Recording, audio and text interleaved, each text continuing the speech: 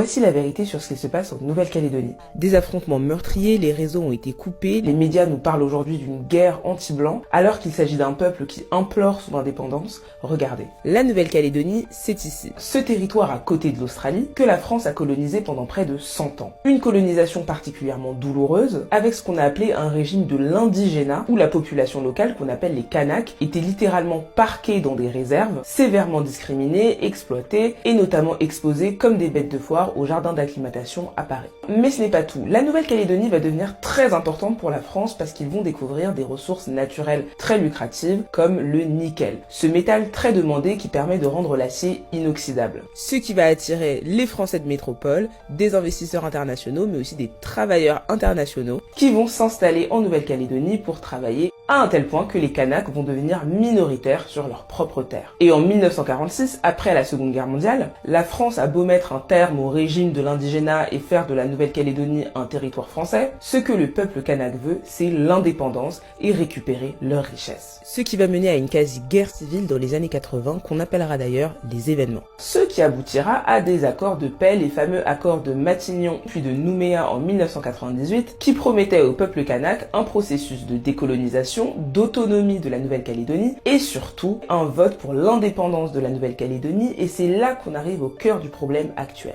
Le concept de base, il était simple. Le peuple calédonien avait droit à 3 référendums, 3 chances pour obtenir l'indépendance. Et dans un monde normal, le droit de vote pour l'indépendance aurait dû être donné uniquement au peuple kanak, qui est le peuple colonisé qui demande la décolonisation et l'indépendance. C'est l'application légale du fameux droit des peuples à disposer d'eux-mêmes. Sauf que non. Le droit de vote pour l'indépendance a aussi été donné aux résidents non kanaks, que certains appellent caldoches, c'est-à-dire les descendants des colons français et des travailleurs internationaux qui sont globalement contre l'indépendance. Ce qui allait être donc très compliqué pour les Kanaks parce que, souvenez-vous, les résidents non Kanaks sont en supériorité numérique sur l'île. Donc le terrain d'entente qui a été trouvé, c'est que pour équilibrer la situation, le droit de vote pour le référendum, mais aussi pour les élections provinciales qui permettent d'élire le Congrès, l'organe législatif du pays, a été accordé aux Kanaks et aux non-Kanaks, mais seulement ceux qui étaient présents sur l'île avant 1998, c'est-à-dire la date de signature des accords.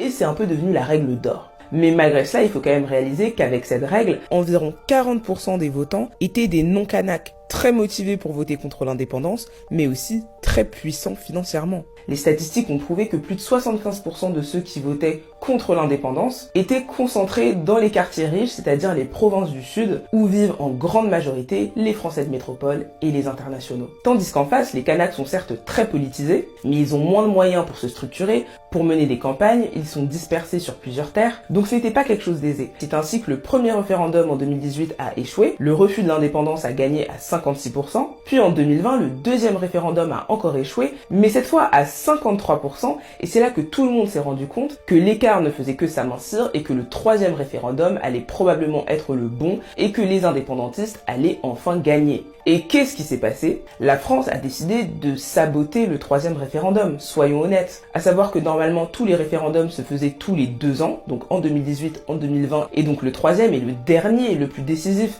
devait se dérouler en 2022, mais le gouvernement français, sous Macron, a décidé de l'avancer en 2021, en pleine crise Covid. Les Kanaks ont demandé à repousser le vote, ce qui leur a été refusé, ils ont donc décidé de le boycotter, et ça a abouti à un troisième référendum avec un taux d'abstention énorme de la part des Kanaks et un refus de l'indépendance qui a gagné à près de 96%. Et donc pour beaucoup, ce troisième référendum a été clairement saboté et n'est pas légitime. Mais le gouvernement français a décidé qu'il était valide et que donc après 3 référendums et 3 échecs, la Nouvelle-Calédonie restera donc française. Ce qui arrange la France parce que au-delà de l'exploitation du nickel, la Nouvelle-Calédonie aujourd'hui c'est devenu une zone géostratégique qui permet à la France d'avoir une place, une autorité dans la zone Indo-Pacifique où la Chine, le gros concurrent, est très présent. Et ce n'est donc pas un hasard si c'est dans ce contexte-là que le gouvernement Macron a décidé de soumettre la fameuse loi qui a mis le feu aux poudres, à savoir une loi, une réforme constitutionnelle même, pour élargir le fameux droit de vote en Nouvelle-Calédonie